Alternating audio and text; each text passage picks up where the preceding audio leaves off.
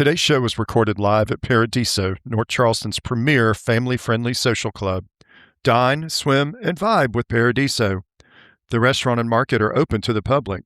For hours and membership inquiries, go to paradisochs.com or call 843-885-4663.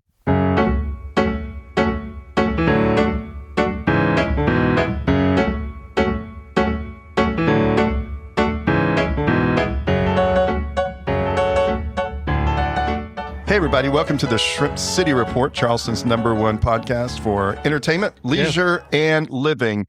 And I guess comedy today, too, huh, DJ? Yeah, back at the cabana, ready for some laughs. That's right. Yeah, we are back at one of our sponsors, Paradiso Club in North Charleston. So you will hear some, I guess, ambient sounds and whatnot, but you'll also hear a pretty famous comedian around these parts and a podcast host himself, Big Ben Kennedy. How you doing, Ben? I'm doing good. How are you doing, D and DJ? Doing good, yeah. So it's Devin and DJ. Yeah, DJ, DJ, that's it. Excellent. Yeah, and the weather is pretty rad today. It is. It's not bad at all. I thought about wearing shorts. I wasn't sure if this was taped or not. Like mine is on video. I wasn't sure if you guys had a video component. And I was like, my legs, one, don't see the sun very often because I'm Irish. But two, they don't really see the sun. So I was like, man, I want to blind these guys and their viewers. But we've tried doing live stuff before. It's a mixed bag. It's always... I'll tell you what, it's easier to edit only audio, so. 100%. Yeah. But we're looking into maybe doing some more video down the road. Yeah. And I've seen a good bit of Ben's stuff. So Ben has his own podcast in Charleston that's made a lot of waves. Yeah. It's it's nominated for Best of Charleston. As are you. Congratulations. Yeah. So he's nominated for that. And I guess we can talk about that in a little bit, but let's get to know Ben. Yeah. So, okay. Ben, where are you from? Born and raised in Baltimore, Maryland, and lived there for 30 years almost to the day. Love my first wife, my first wife, as if there's another, my only wife. I met her down here a long time ago, moved her up there with me for about 5 years. And you can take the girl out of Charleston, but not for very long. Mm-hmm. Oh, so she's native. Yeah, and we're back. So and I've been here for 18 years. Oh, right on. Yeah. So I've been, was bigger into the comedy scene as you're wearing that Low Country High Rollers jersey. Right. T-shirt. I was their announcer for a short time. I dressed as like the dude from The Big Lebowski for a stretch. Yeah. And then I traded up for I wore that shirt with a suit jacket and a high, a top hat and all that stuff and Chucks. And was their announcer there for a couple of years after that. And then career started as an EMT and then later paramedic. Career just kind of took me away from all that. And I kind of just focused on that and family. Didn't do much comedy anymore. And now kind of getting back to it and found out a lot of my old friends missed me. So that was very fortunate. So let's talk then early years. As far as like education goes, were you always into comedy then? It's school plays. Yeah. Ever since kindergarten. Yeah. Ever since kindergarten. They had me, we were dressed as Care Bears. Yeah. And they had me read a speech for Martin Luther King's I Have a Dream speech for all of the colors. Yeah, but for all the colors and all the caring and all that stuff. Right. That makes sense. Otherwise, it sounds like some kind of anime acid trip or something. Right. But that was, that was the whole thing was it. So that, and then I was the shoemaker and Elves and the Shoemaker. And it just kept going. Every year it was something. And I guess I liked getting the reaction from people instantly. And I tried my hand at other types of acting, like commercial or TV extra. I didn't like it as much. I'm a fan of the stage. I would act on stage anytime, anywhere. Because I even doing this show with you tomorrow, it kills me that I can't immediately find out how it does. Oh, yeah. I want that instant like gratification of it.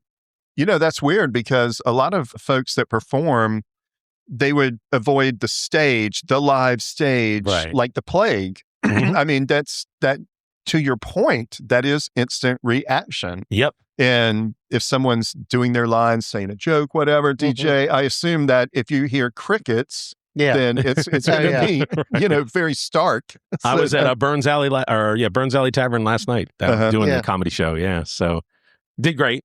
Okay, good. Yeah, did great. I'm sitting here, a broken man, sipping on this Holy City.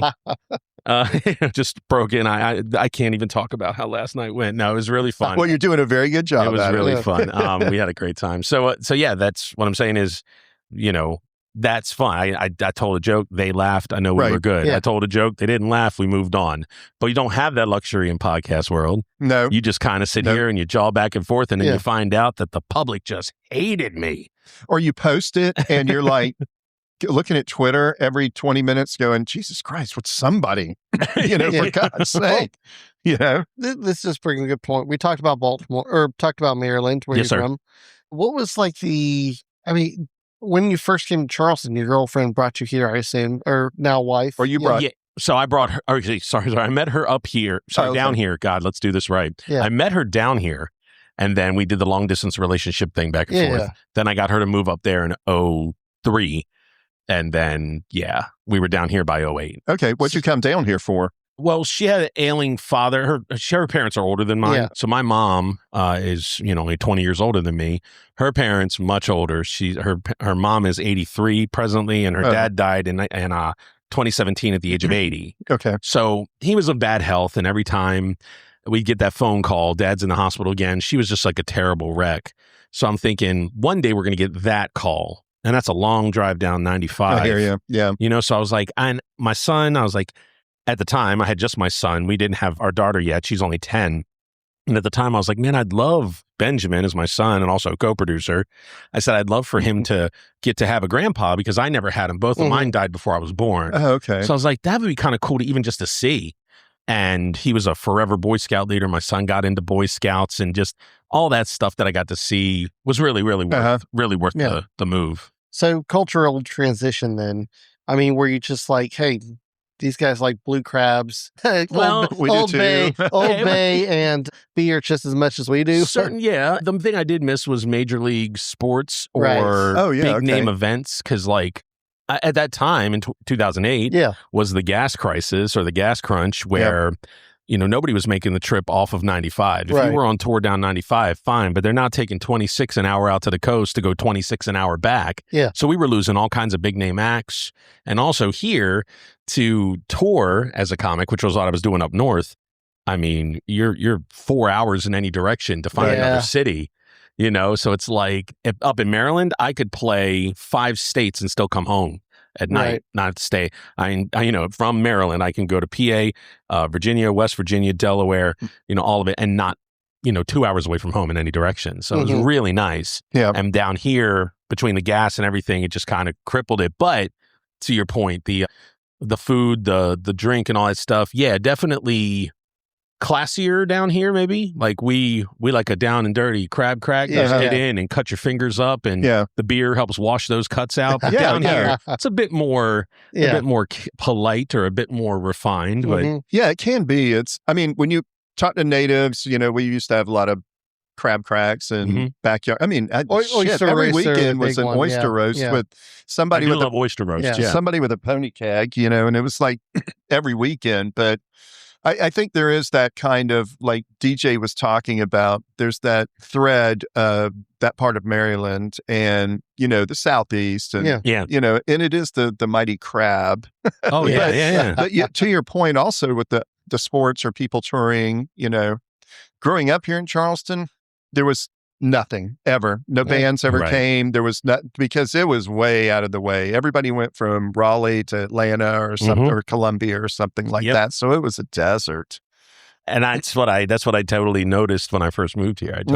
That was the first thing I noticed, was just like, wow, like, because you would see a band, you're like, oh man, when they come through to come through Baltimore, come through DC, or come through Philly, we'll go see them. And you just hopped on and did it. It was an embarrassment of riches. It is really, But the food scene down here is the embarrassment of riches on your guys' side. It's pretty freaking rad. Crazy.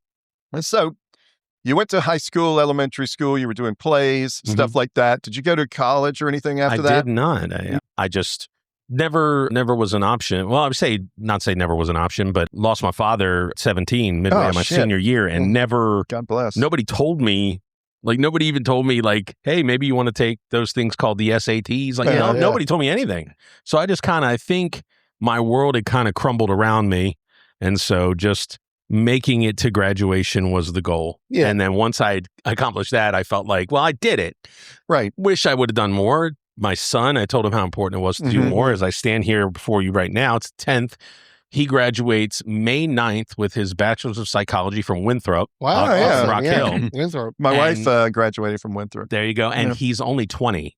Oh, Nice. fantastic. So knowing that was a thing that I regretted, nobody ever kind of, I stuck on him and I said, you're not getting a job. And he said, why not? I said, school is your job. I said, you want for nothing, man. I buy you all the dang game systems, buy all the games you want. I said, but you need to, school is your job. And he took it very seriously and he graduated with his associates and diploma side by side. Yeah. And I just said, dude, trust me. And now he just applied. He just had his phone interview today for the master's program. Yeah. I got to ask that. Right on. Is he becoming too good at like arguing back at you now that he's like a like now that he knows how to like the mind thinks, you know? He's the quiet one, man. He's so quiet. He's the exact opposite of me. And he's real quiet. And it creeps my mom out. God love her. Because we're the loud, gregarious, boisterous bunch. And he's just real quiet. But he's real super smart and super empathetic and all that stuff. He's just one great dude. Yeah. He's going to make a killer psych of any type. I mean, whether he goes into school guidance counselor, whether he goes into anything. I mean, he'll be amazing at it because he's the one who like tells me I'll get into some kind of like, you know, like shit about something where I'm like, oh my God, I can't believe such and such. And he's like, right. But you know, he does have this going on. Maybe he took a second job. Maybe that's why he's tired. I'm like, you little shit. You're not supposed to talk me down. You're supposed to have my back. Right. But that's just him. He's a very pragmatic, very methodical little dude. And I love it. But his sister, 10 years younger, is the exact opposite. Oh, really? She runs head first into everything. We've had her head glued twice. Her arm was broken 3 spots before she was 6. Holy cannoli. She climbed in the tree in the backyard when she learned how to, and then she fell out of it. Yeah. Wow, that's pretty dope. I was not exactly like that. Neither was I. You know, and then, you know, you make sounding like a father, like something I should have had. But so getting back to that, well, I guess we can start segueing into a little bit of comedy and talking about your son and everybody. I was wondering, do you try out material on everybody that will listen to you, or how does that go? It's not trying out material, but a lot of things are birthed out of conversation. Really? Okay. So, I mean, there could be something that we talk about here today that I say for like the first time ever, and I'm like, man, that was pretty. That was pretty different, you know? And then I'll go tell my wife, I was talking with the guys over at Shrimp City and we said this, and that. And she's like, that's pretty funny. And then I'll tell somebody at work. And as it starts to kind of like roll downhill, the snowball gathers mass. Right. And I'm just like, I can make this into a bit. Now, not using you guys, just like the conversation was the spark of something else. Yeah. Like I got a friend who's a recovering alcoholic, been clean now for, I think, about 45 days. And he was my partner at work too. So he got cleaned up and everything. He's no longer an EMT. But I said, I was thinking about it. And when I was joking around about him, I was like, man, Buddy was the kind of guy who knew all the newest things that came out. He knew about the beatboxes and the buzz balls. And if it was some kind of candy flavored something, he knew about it. I said, and now that he ain't drinking, I said, I'm trying to recalibrate the friendship. Cause like, it's like if when you look at me, you know, I know what the newest flavored Doritos are. You know, I know you're like, hey, Ben, so what's the newest Little Debbie? I'm like, oh, you got to try. Like, you know that. But if I lost like 150 pounds and I ain't touched that stuff in a while, you'd be like, I don't know how to talk to Big Ben anymore, you know? So that was just birthed out of me making fun of him. Like and it just becomes this whole bit on its own in like 48 hours from when I talked to him on the phone. So that brings up a good point. Being a paramedic. Yes, sir. How much of your material is based off what you see on the job? Okay, a bit. Is there any inspiration? A bit. But for the most part, I don't try and joke around about that. I don't know how I find that Charleston in and of itself is far more litigious than many places I've ever visited. Really? So I don't want anybody to think I'm talking about them. So I'll never mention a case. I'll never mention a thing specifically or even roundabout, but I do joke around about like, you know, hey, you guys, when you're driving down the street and you're staring at the accident on the side of the road and we're stuck in 10 years of traffic because you're rubbernecking. I said, dude, just give a quick glance and drive on by, because that's what I'm going to do. Yeah. So everybody's like, oh, that's messed up. Yeah, that's funny. Right. That's what I'm going to do. And then, like driving people in my ambulance is much like you going on vacation with your family. It's a person in the back going, are we there yet? I got to pee. I'm hungry. And me in the front going, soon they'll be out of here and I'll be free. Yeah, then you can just meander and be quiet, and then you'll miss them. So, like your kids. So 20 years of doing comedy. Did you? Yeah. Well, how do you start doing comedy? You're like, well, I'm going to go to the open mic. That's what I did. That's what I did. Okay. Winchester's Comedy Club in Baltimore, Maryland doesn't exist anymore, but they had an open mic night, and I was just like, I always wanted to do it. Always thought I could do it. Wasn't quite sure. I was 20. Was I 22 at the time? Oh yeah, 22. Okay. 22. I think it was. No, it wasn't. Yeah, it was 2000. It was the year 2000. And I kept those Thursday night open mic night, and I kept saying I was going to do it, and I kept chickening out and kept chickening out. And then finally, the one day I said, I'm going to do this. I looked on the calendar, and it was August 17th, 2000, and that would have been my brother's 12th birthday. Oh. He had been dead since he was 7. So I was like, man, if I had anytime I'd have an angel on my shoulder, it might be tonight. Yeah. And I stepped up there, and it was pretty terrible, because I thought 5 minutes was 5 minutes. And if you ran a second over, they were going to, well, no, they were going to grab me off of the hook, you know? So I timed this out with a Tweety Bird alarm clock, just 5 minutes, 5 minutes, 5 minutes, 5 minutes, but you didn't allow for laughter. Yeah. I just got through my material like I was giving a 5-minute speech. Gotcha. So, think about that. So I'm going, and the poor audience is like trying to laugh. They're like, damn, he's still going. And then I got done, and I was like, yay, I did it. And everybody was like, you could have gotten away with like 2 minutes of words, you know, like you had great stuff, but you just didn't give anybody any time to laugh. And I thought about that. And when I came back the next week, it was on. I just So where do you go from there? Were you self-taught? Did you ever take any classes like improv or anything? No, and improv's hard. I tried to do 2 levels at Theater 99. Oh, yeah, I dropped out on the second level. I cannot do it. I did too. Oh, it's horrible. I mean, not horrible. It's great. I have a lot of friends who do it, and they're gifted as hell. I love it. I love watching it. Yeah. It is not a muscle that I possess at all. You having to like kick the ball back and forth doesn't seem to be the problem, but it's like maybe my ADHD brain or something. It's like the second, at least for the second course, where when you start to develop your character a little bit more and all that type of stuff, I was like, just like saying stuff back and forth, you know, having a conversation. Right, being clever and whatnot. Yeah. Well, especially when the joke's right there, but you can't, like, you're not supposed to take the ball and kick it. Yeah. Like, you have to kind of like pop it back to them. It's like playing with a beach ball as opposed to like a kick ball, where I'm like, let me hit the fence, man. Let's go for this. And they're like, nope, lob it back. And I just, like I said, it wasn't a muscle that I could use. I could not adapt to it, because somebody said something. I'm like, the joke's right there. Yeah. And damn it. And then Brandy goes, nope, you jumped it. Like, let that unfold. You got, you know, and I'm like, but I love Brandy Sullivan and Greg Tavares, all them. They're Theater 99. Oh, yeah, they're absolutely, yeah. Oh, I love them. Shout out. And I would love to have them on my show if they want to come on here. I'm sure they would too. They're wonderful people, but they would be the first to tell you, Ben Kennedy isn't an improv guy. Did you ever dip into any other type of entertainment then? Just you said you did some announcing as well? Yes. Announcing for the Low Country High Rollers. Did a little radio stuff back home. Did, you know, local commercials. I had a Hanes Go Tagless ad. Oh, really? Yeah, cool. So that was fun. Did some extra work in movies and TV. A lot of productions that came through Baltimore. So like Major League 2, The Replacements, The Wire, things like that. But yeah, I mean, nothing, like I was telling you guys, I think before we started recording, that the hurry up and wait of production, it just wasn't my thing. Right. But like stage, like I should have gotten into more stage work, but I just never really did. Would have loved to have auditioned for some good plays. We had the Hippodrome Theater. Could have gotten into some good productions. Yeah. Well, it sounds like you can't sit still. I presume during all of this, so when you first made your foray into comedy, you did the open mics, you eventually went on the road a little bit. I did. What kind of leap of faith was that? Yeah, honestly, for me, I kept so local. I was actually afraid to go on the road. And I was like a homebody of sorts, not agoraphobic really, but like just stayed where I was comfortable. Right. Yeah. And if I ever took a road trip, it was with friends or like a school field trip or something. I never really ventured out on my own, never drove anywhere by myself. Okay.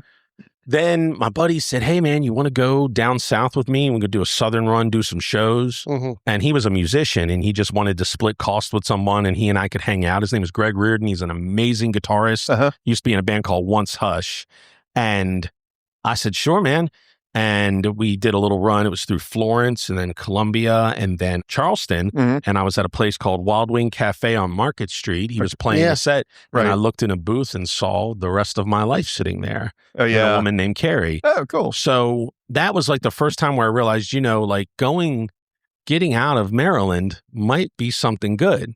So then when she came to move up there, I was hitting the comedy scene really hard and I got the opportunity to go on tour, go play. And I was scared. I Yeah. was like just so nervous. I was Any like, notable gigs while you were? oh, I've opened for a lot of people. Yeah. I opened for a lot of people.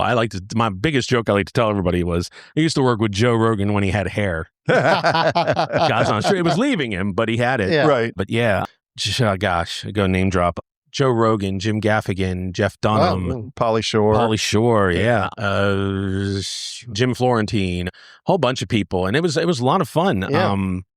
And then that, you're just the opening guy, so nobody's there to see you and you hope to make Right. an impression. Yeah. In this day and age with the social media, I probably would have been able to make a bigger maybe hit with that. But then it was kind of like once we kind of moved on, it was kind of just like nobody's going to remember you. You're just the guy who warmed up the crowd But for the main event. It is you know? like a critical position, though, like for warming up a crowd. Sure. especially- Yeah. Yeah. Yeah, I think so too. Darrell Hammond from Saturday Night Live, my longest time, I face planted. I ate shit on the way up to the stage before Really? him. The opening act, I was the MC that night. The opening act was a very funny comic named Micah Ronan. He has CP, he has cerebral palsy.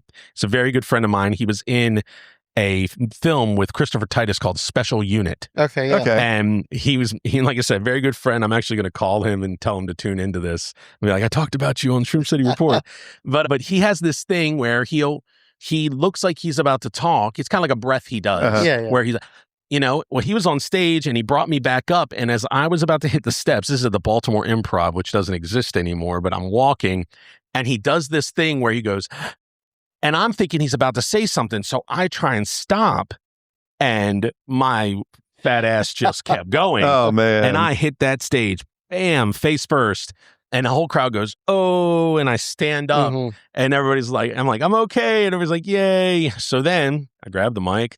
Thanks, everybody. That was Mike. I said, before I fall off this stage completely, I'm going to bring up your headliner. Uh-huh. And I say, you might know him. He's a master of impressions. You know him for Bill Clinton. You know him for Sean Connery in the Celebrity Jeopardy sketch. I said, Yeah. everybody, Mr. Darrell Hammond. I turn around and he pretends like he's eating shit walking up the steps. I go, and he does a really Oh, good that's impression of me. funny. Yeah. And that was like the best night of my life. He's a master impressionist. He That just- just- yeah. that I mean, makes- he did. He freaking starts falling up the steps. I go, and he does a damn good impression of me. And everybody cheered. And I was just like, how lucky was that? I mean, just how joyous is that? I've watched him on Saturday Night Live Right. for years. And Yeah, I'm a now big he's fan. mocking me. I'm like, Yeah. ugh.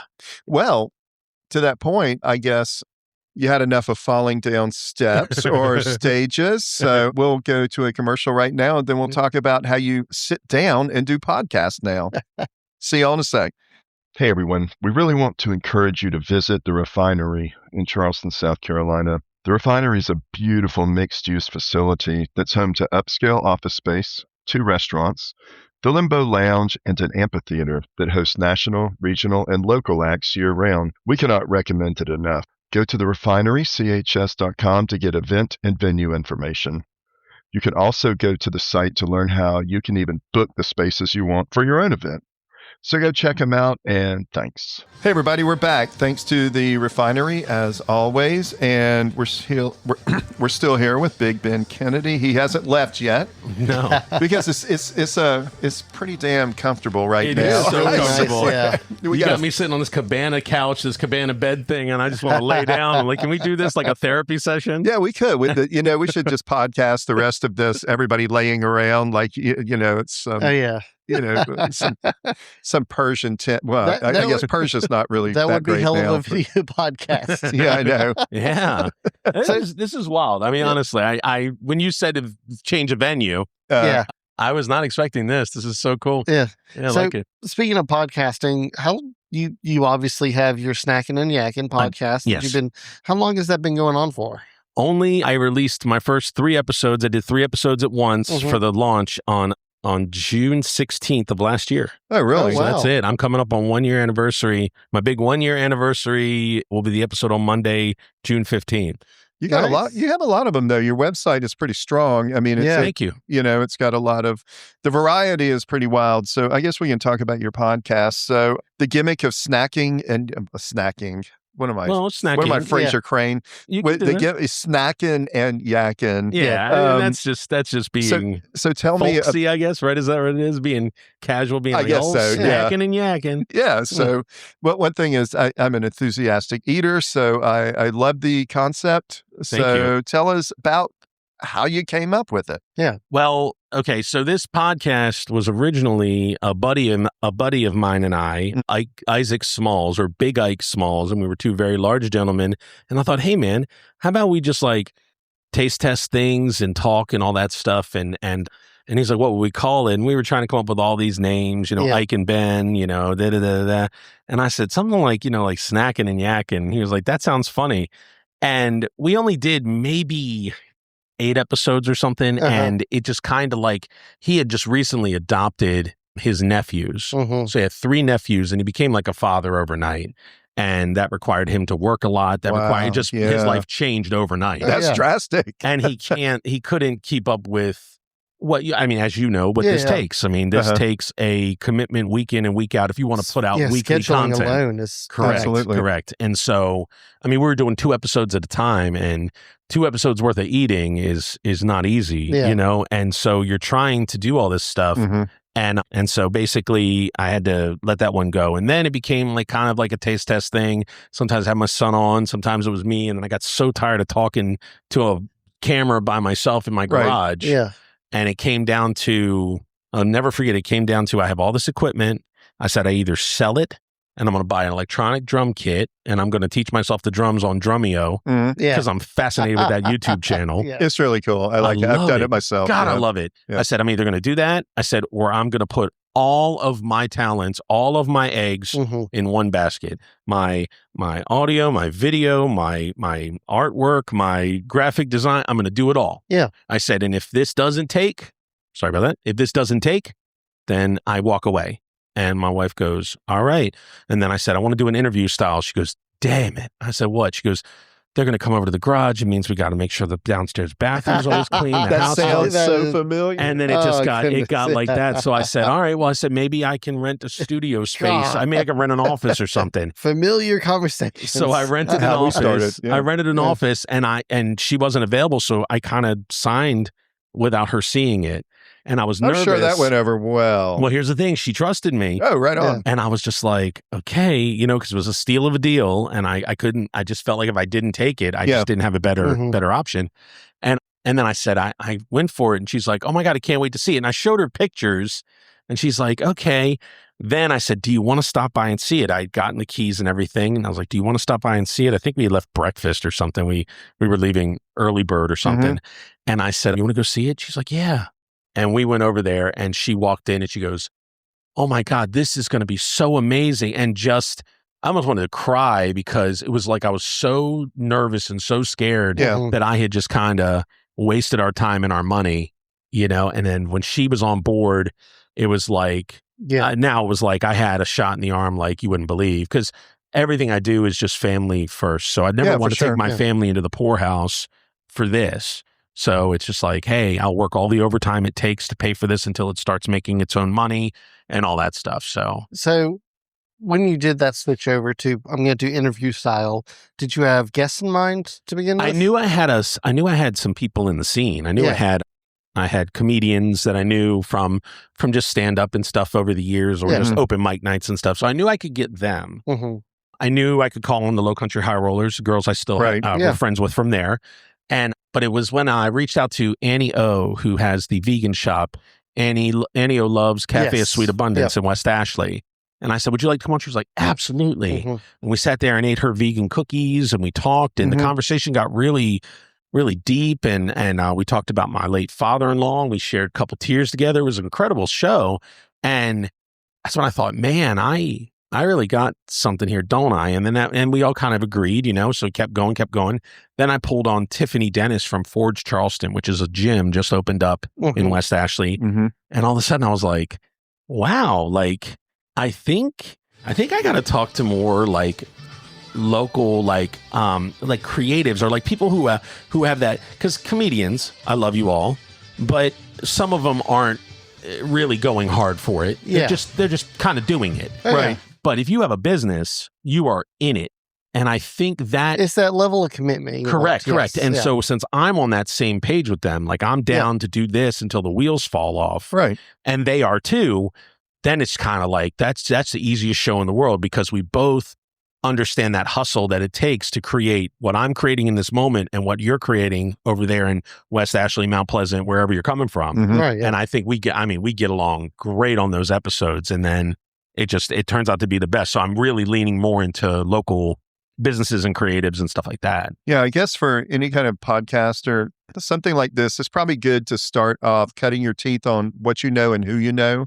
Correct. To begin with, we started off with musicians and comic book people and, people that we were already, associated with. So that makes sense. And now I think it's pretty cool to hear you talk about how you're enjoying the conversation and the emotional side of it instead of, I guess sometimes DJ, it seems like you just tee up someone just to talk about their thing. Yeah. And sometimes you can lose the getting that heart to heart, that emotional thing. And also, if you're not, if they're not feeling it from you, and especially here in an audio format without the video, you can get away with a lot more that the face shows that maybe the voice won't. Right. But if somebody's talking to you and you're kind of looking at them and you're just begging for them to kind of shed what it is they've got going on, or hey, be real with me, whether you say it or not, you feel that kind of not pushback, but that awkwardness. No. And they don't think it comes out, but the audience can pick up on the fact that they're like, it's this definitely person, they're not making a connection. They're not hitting it off right now. It's definitely like a reluctancy at first. You know? Right. With any podcast, when we're interviewing people, that occurs. And we've gotten boiled down to like talking about their history, where I think that honestly makes them more comfortable. Oh, yeah. Yeah. I was wondering about, since you do video, I do. Do your guests have are they self-conscious about that? A little bit, but I forewarn them. They're not like, where do I place my hands or anything? Right. How many cameras is it? Like Ricky Bobby, I have no idea what to do with my hands. Actually, I mean, some of them, now that they know the show, in the beginning, I was like, it's a 3-camera setup. I had to forewarn them, and they were just like, oh, okay. And nobody's ever backed out. They were just like, oh, wow. And I'm like, but just trust me. I said, I will make you look good. And they were like, really? I said, I know how to do Instagram filters. And I always mess with them. I think it's Snapchat. I don't even know it. So I just go Instagram or Snapchat or something. They laugh.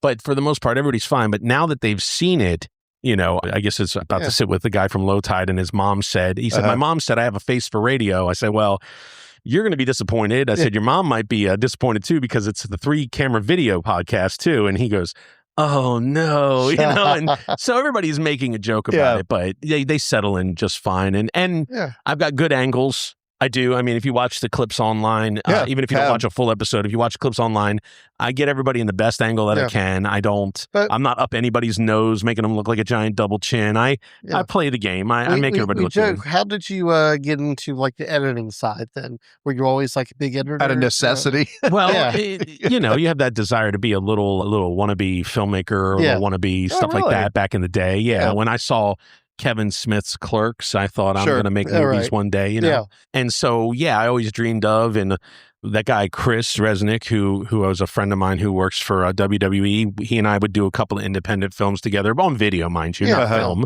but watching him go through the process and just wanting to learn that myself. But basically it was just trial and error through the Adobe suite. And I love my Adobe products. So it's all Photoshop, Premiere, Audition.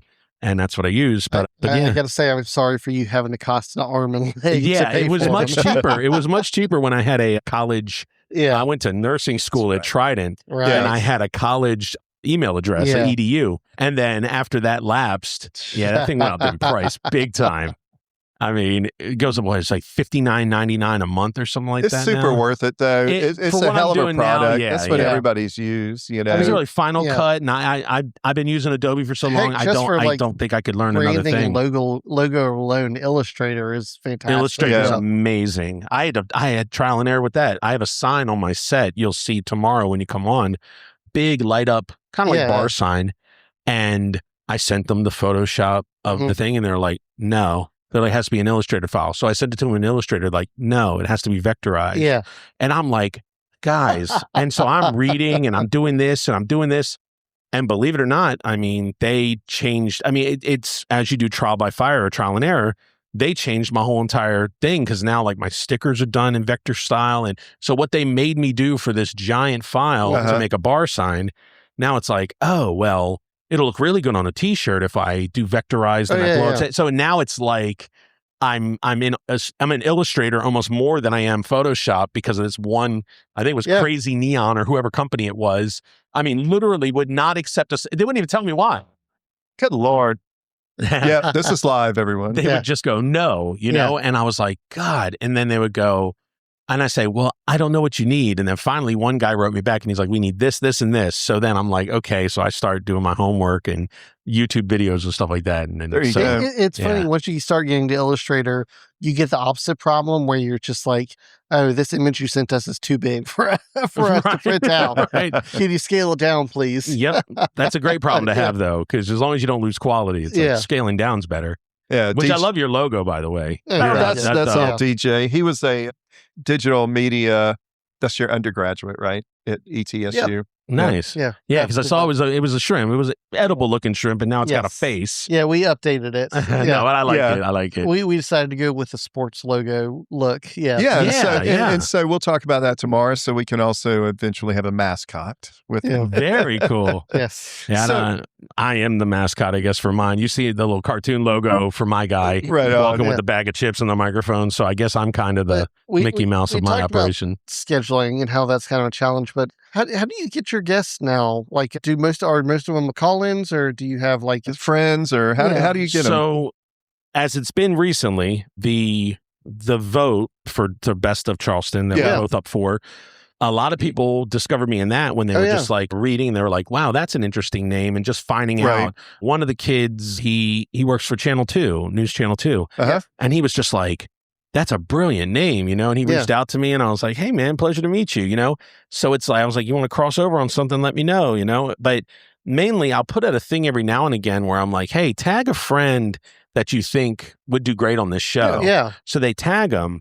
And then I'll reach out to people, but also people just reached out to me when they got tagged. That's So great. sometimes that's just like casting out a shrimp net, casting out a large net to try and grab up as much as you can. But yeah, that's that would be, I think, the easiest way to say it right now is the exposure. And then my hope is that after, however it shakes out, after the Best of Charleston issue of City Paper comes out, that, you know, it just takes off from there, you know, and then you are a hot commodity. That is one thing we've recently had to get into just because of necessity is socials, you know, Instagram, all that type of stuff. And it is more like if you are more interactive, you get more views and all that type of stuff. Yeah, such a job, man. But it is one of those things you got to post almost every day, you know, or else it's going to slip. Yeah, and then you're like, oh my God, I just made the best content. I made the best show ever in history. But now I have to go home and, you know, do all that stuff. As you can see, like in any given day, my reminders are like post new episode announcement on Facebook. Post new episode. It says post announcement on Insta, on TikTok, and everything is also kind of set to your time that your individual things are telling you are the highest traffic times. So if you look into your YouTube and it says, hey man, things are really hopping around 5 o'clock at night. Yeah, Then post your shorts on there at 5 o'clock at night. Oh, okay. I think they said like the sweet spot for like Instagram is like 3 to 5. Yep. Yeah. And that's typically, actually for me, it was trending towards 6 p.m. So cool, 6 p.m. is when I'll release my reels on Instagram. The episodes for me are always 9 o'clock on all the audio podcasts, 10 o'clock on YouTube. So, and then the announcement comes out about 10:30 everywhere, and everybody just tunes in. It's always Monday morning. Mm-hmm. I'll be damned. So there's a method to this? Oh, yeah.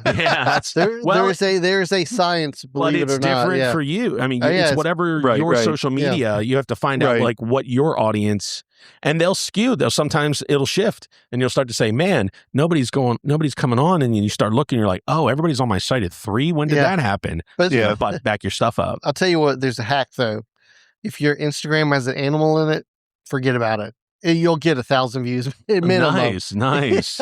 Seriously. All right, so Snakkin and Yakkin, like a Tony the Tiger type logo. We interviewed the aviation guy with the owl. Oh yeah, from the Raptor Center. It's recently been renamed. The views soared. He brought an owl into the refinery rail car. Oh wow! So you guys give me a good idea. Yeah, wouldn't it be weird if like I got people to bring in like a pet chicken while we ate wings, like something weird on my show, and then make him watch you, right? Wings. Just like, hey, dude, just do a podcast of like a chicken eating Cheetos. I would watch that. Speaking of Cheetos, I brought some snacks for you guys. Oh, right on. What you got? So Cheetos makes a Cheetos Taki shrimp flavor. Oh, China. Oh my God, that's fantastic. So that's from China. Man. And then I also got these. These are shrimp flakes from China. If you see the theme that is growing here. Yes. And then these ones, garlic shrimp Doritos from Thailand. Oh my gosh. So I like goofy snacks. These are the kind of things I would like taste test on the second iteration of Snakkin and Yakkin. And there's a couple of places online that I used to get them from. And I said, I've had shrimp chips with Aimee Cuisan. She's a Vietnamese comedian. And I was like, but I've not had anything else. And I was like, they have Doritos, like name brand Doritos that are garlic shrimp. And they have name brand Cheetos, and they're also Takis. I didn't know Cheetos and Takis were in the same, but I guess they're all Frito-Lay. Hey, it's a global economy now. That's right. Right. I know we keep spotting like other places in Charleston. Have you ever been to H&L? Man, those are great. Yes, absolutely. They have a ton of like stuff like that. When we discovered the Lay's, the different like Chinese Lay's, the Chinese, the Japanese flavored Lay's, All right. Although I gotta say, the Chinese Lay's oyster flavored chips. Nah, not up. No, garlic oyster or whatever. I think I tried those. Yeah, I tried those on a show. I'll eat anything. Like I am that enthusiastic an eater. I had to cut off chitlins after a while, but but that was one thing that I could not manage. The Chinese Lay's, the barbecue. Hold on, it was the something barbecue, something squid or something. Yes, that's fantastic. Yeah, it was Korean barbecue squid or something. There's another one that's like, there's like lobster flavor that's really good too. Yeah. That I think would be like this. This seems like a rolled up version of the shrimp cracker or the shrimp chips that you would be familiar with, because that was very light. I was thinking it would be like hard like a Taki, right? But I think we got duped on that one. I think China had a little fun at us there. They're just branding. Yeah, they just branding. They just hit us. They sold us on this cute shrimp on the packaging too. Well, let's look at the Doritos. I got to do that. Oh, the Doritos. So we got to ask before we start, I guess, wrapping up. What are your overall thoughts? You've been podcasting for a year now. What's your, where do you see yourself in the future, and how have you liked it so far? Oh, I got to hold on this. Now, see, I like a Dorito. Eat the Dorito and then talk. Those are good. Yeah. They're very good. Really? Yeah. And they're very subtle, too. It's not overpowering or anything. Yeah, that one tastes like licking your fingers after, dipping, almost kind of like a lobster tail in butter, really, shrimp in butter. It has a very buttery... Oh, that's very good. I do like that. He got two. He's like, I did. As I eat this, tell me. We'll just dump them all out on the coffee table. I know. Right. For my first year, I'll tell you, I didn't know what I was doing. I didn't know what I was getting into with the amount of work that it was going to be. Yeah. And then once like I said, those moments that happen when I talked to certain guests and I was like, I think I got something here. Or, oh my gosh, I think this. And that motivation, then I think it was just like, you tell yourself, hey, if this thing ain't making its own money, at least in 2 years, I'll quit. But then you start saying, or will I? Because I'm having so much fun. Exactly. Right. Because my mom was telling me before I came on today, she told me maybe about an hour before I left, you just seem so genuinely interested in everybody you meet. But since you've been that way since you were a kid, I think everybody is just a series of great stories, and I collect stories. I love to hear people's stories. No, that is like the fascinating link between podcasters. You have to love hearing people's stories. Correct. For sure. And as the news, I mean, we sit here, the news, they would give somebody like me 10 minutes, you know, and they're going to touch 4 bullet points and then move on. And so it's like, well, you guys give 30 minutes to 45 minutes, and I'll give an hour, you know. And there's something to that, like the story. I want to hear the stories, you know, I want more stories. So it's like podcasting is just that great thing that is just a little bit more. You're going to get a blurb in this publication, or you're going to get maybe a 1 page in this publication. But podcasting is a chance to really flesh out the story. And also in telling your story, you may realize something that you hadn't realized before. I like when people are telling me something like, you know what, I never thought about that till now. That's amazing. I think the best podcasting experience is when your guests start opening up to the point where they get on side tangents and start telling side Very stories. organic. Just like organic. That's like the best moment ever. And that's what I strive for. I said, when you come on and you have your business thing you want to pitch, that's fine. But if I can get you to, you know, complain about that time with your kids in the car, I feel like we're really doing something. Yeah, absolutely. Yeah. I guess we can all go out on a limb and determine that we think this podcasting thing is going to catch on. Yeah. You know, well, depending, right? With the world, or with just the world, the idea of podcasting and it's long form, you know, interview and entertainment. It's like what we grew up watching, late night and, you know, some good stuff. And everything is getting away from that on the mainstream media side of things. It's all getting away from that. The late night shows are dying. Heck, you know, Oprah Winfrey, everything. Even social media is like 10 seconds, then you're out. Yep. And it's like, so we have a chance to, like, if we play it right, because like podcasting for me, my friends in comedy, it was during the pandemic, they rose to the top. Oh yeah. Now it seems like the comedians are coming under fire, and they may have to just go back to, also they're tired of giving away all their material. You know, because it's not helping their stage work. And so it seems like those podcasts are starting to shut down too. Mark Maron ended his. Another one ended, I think Bert Kreischer's Circling ending, you know, Two Bears, One Cave. So it's like, you're giving away all this stuff every week, and then you go to do a show and they're just like, he mentioned that on the podcast, you know? Damn, I guess you're right. I never thought about that. So when that starts to slack off for somebody like me, I guess maybe I get a little bit more of a foothold in some regard, but still, what I'm trying to do is the interview style. It isn't the same thing. Okay, that works. Yeah. I don't know. Just thinking for the future of it, like what's the landscape going to do? Because I think podcasting is staying. No, but now you got me second guessing every comedy podcast ever, where I'm going to be like, is this the best material? You know, is he holding out on me? I mean, sadly, I guess. But that's what you run the risk of. You know, you're going to do your shows, you're going to do your daily shit. I don't know. Yeah, now you have given us a conundrum. I mean, because Joe Rogan, he has this very serious podcast, right? Yeah, because he can't afford. I mean, when he does a special, he's not going to talk about, I was talking to this guy in the studio for 30 minutes. You know, when I had Bob Lazar on or something. You know, so you have to really kind of separate it. So, but like me, as we were talking earlier, the birth of a joke comes from sometimes a conversation. Oh yeah. So they also have to be wary of, dang it, they're going to know that this was what tipped this off. And then you got people going, hey, I think you owe so-and-so a couple of bucks for that idea. So I think putting stuff out there as a comedian all the time is just, it's got to come back some for them. That's just my observation of being a comedian. I wouldn't do what I'm doing and try and be a full-time stand-up. I would, what I'm saying is I wouldn't try and do what they're doing and be a full-time stand-up. I would stick to just this interview style, and then the comedian just be something completely different. They'd be like, man, he was really dirty in person. No, I'm just joking.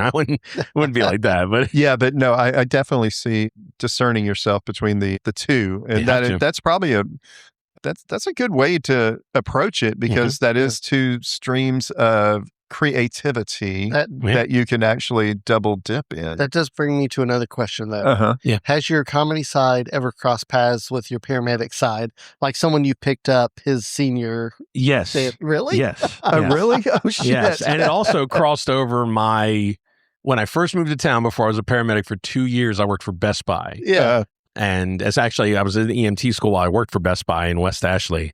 And I had done the funniest person in Charleston competition at the music farm. Yeah. And I'm delivering, I don't know, it was like maybe a big screen TV the next day. Mm-hmm. And the girl goes, "Did I see you at the music farm last night?" I'm like, yeah, so I'm like in her living room, sweating, dragging this TV up the stairs. But yeah, so in the paramedic thing, yes, I was transporting this one guy and we got to downtown and he keeps looking at me, but I don't know how he knows me. And then I go, well, I've been there before. And he goes, "Oh, I know." And I was like, I said, "You've seen me there?" He goes, "I saw you on stage there." I said, "Oh, great." But then when they do find out, a lot of them go, "So next time you're on stage, you could talk about this." I'm like, no, I'm not going to do it. Not going to do it. Listen, it's like that old adage of Hollywood. You would just hate it if they didn't ask you for the autograph. You would just hate it if they didn't notice you when you picked them off the side of the road, after, please, after the motorcycle accident. So. No, I mean, I don't, like I said, I do like to keep it separated, but if it happens, it happens. I was at the DMV. I was at the DMV getting the new Real ID. Have you seen the new South Carolina license? I've gotten my license. I stupidly forgot to bring my passport, so I just got that thin ass hologram license that they have now. This is so terrible. I don't like it at all. It's horrible. Anyway, so I'm getting the picture. I'm getting ready to get the picture taken for it, and the guy's sitting there, and he goes, "Hey, I saw you 2 weeks ago at low tide." And I said, "Oh, right on." I said, "Did you have a good time?" He goes, "Yeah, I laughed once." I said, "Well, hey, at least I got you once, So I mean, cool. You go to get your ID, you get recognized. I'm nobody, I'm nobody of note. I'm nobody famous, but I'm, I guess if you're a personality that people don't easily forget, then they're going to come up and talk to you in public and stuff. Right. So hopefully it doesn't. I mean, it doesn't happen as much on the ambulance as I guess it could. So. I was about to say, is there one guy who ever went to your comedy tour and is like, "Hey, he saved my life"? Oh, that'd be great. And then you're like, "Damn, I killed on that one." Right. Oh man, I killed on that set. And he's like, "No, you didn't. I'm still here. I'm still here." Well, let's wrap up with that funny ass joke and go ahead and plug any social media, how we can get in touch with you. Oh, absolutely. It's all social media. Even the YouTube is at Snakkin and Yakkin. Okay. SNACKIN YAKKIN. You can do youtube.com/@Snakkin Yakkin. Okay. That's how you find me everywhere. And the podcast is available everywhere you get your podcast. And it's also available to watch on YouTube and Spotify. Have the video version of the podcast. It's audio everywhere else. Okay, great. Yeah. All right, well, Ben Kennedy. Thank you. Comedian and podcaster and all-around good guy. Thanks for coming on the Shrimp City Report. Appreciate it. DJ and I have been looking forward to it for a while. Also, to that point, just wanted to let you know that we were talking about the City Paper earlier, you will be a featured podcast on the City Paper's thank you. Notable podcasts I of appreciate Charleston. it so we should much. also mention this is also technically a 2-part podcast. It is. Yeah, that's right. Tomorrow we're coming into your stage. And we were working the details out on that while you were fishing up some beers for us. We're going to be wearing brown paper bags over our face because we have to keep our anonymity. Or I'll just do something. He's too young to remember the unknown comic, right? Yeah, definitely too young. Yeah, too young. Yeah. See, that was a thing. Unknown comic. Yep, unknown comic with a paper bag on his head. Dude, he doesn't know. That would be great. We were actually discussing on how to release those. So it'll be, if you're listening to me now, I guess it might be 2 weeks from now or something. Yeah. Go ahead and check these guys out on my show. Yeah, we look forward to talking to everybody else and that show tomorrow. And y'all keep listening to the Shrimp City Report. Bye for the week and God bless. Thanks.